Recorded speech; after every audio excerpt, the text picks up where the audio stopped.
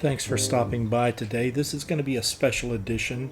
I've been out of town for a few weeks dealing with an issue, a family issue out on Hawaii. And so I'm going to have some video here that is reflective of that trip. But we're going to talk about the 20,000 mile threshold that I just passed with my Bolt EUV. So sit back, here we go. Today we're going to cover the 20,000 mile report for the Bolt EUV. We've hit a 20,000 mile barrier this week, and here's everything that it has cost so far. I'm glad to be back, and we're going to get straight into this. The first thing we're going to do is talk about the 20,000 mile mark on the Bolt EUV.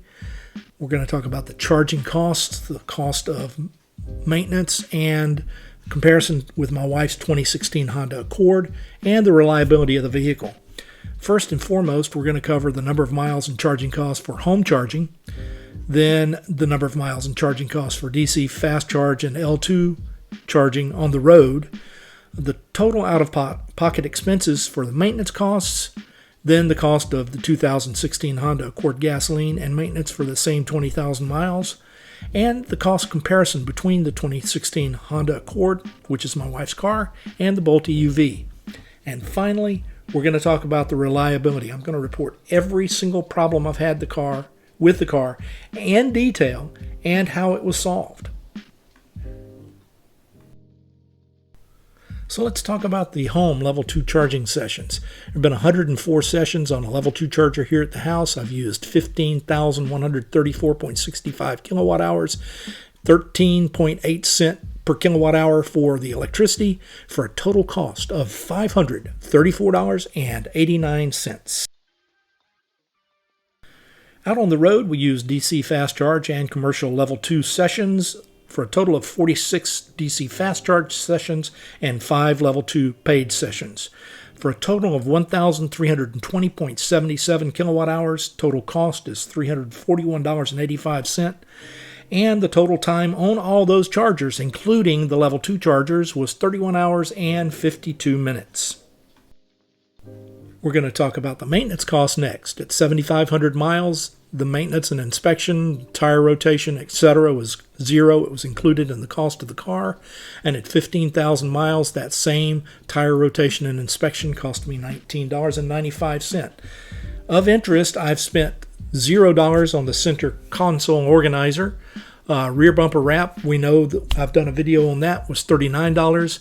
And the front and rear floor mats was $161.89. Those are the only things and only expenses I've had with this car so far. So we bring this all together. Charging paid for DC fast charge and level 2, $341.85. Level 2 home charging, $534.89. $19.95 on maintenance, $200.89 on accessories, for a total of $1,097.58 so far through 20,000 miles. So now let's compare this to the gasoline that my wife has used in her 2016 Honda Accord. It gets about 30 miles to the gallon. Over that same 20,000 miles, she's put 666.67 gallons in the car, and that's at a cost of $3.75 per gallon, is $2,500.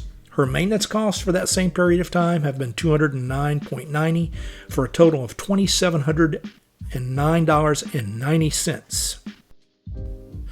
Now, I know there's going to be some complaints about the cost of the gasoline, but $3.75 per gallon has about been the average since February of this year, and that's a fair comparison because it's a lot higher in some places in this nation. So let's do an actual comparison of the battery electric vehicle to the ICE vehicle. My 2023 Chevrolet Bolt EUV for 20,000 miles for maintenance and energy has cost $896.69. The Honda Accord for the same distance, 20,000 miles, has cost $2,709.90. That's gasoline and maintenance, no accessories.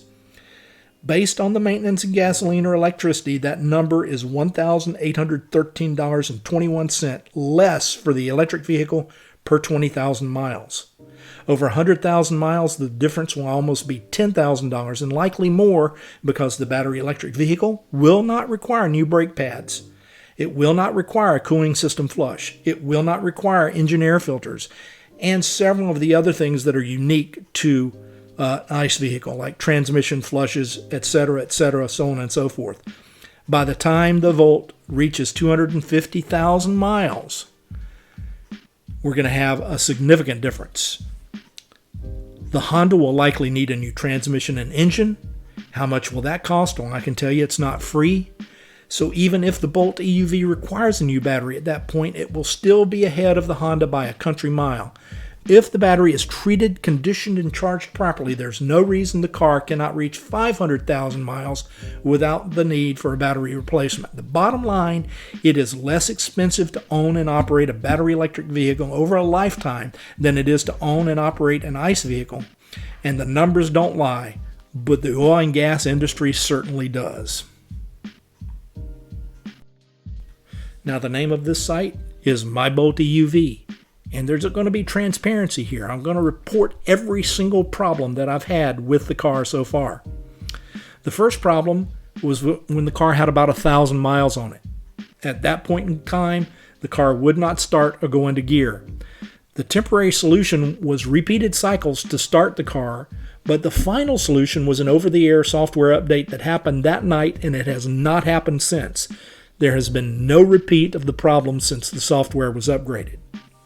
The second problem I've had, and I first noticed this at about 18,434 miles, was when scrolling through the favorites on the radio station using the steering wheel controls, the station will not switch from FM to AM.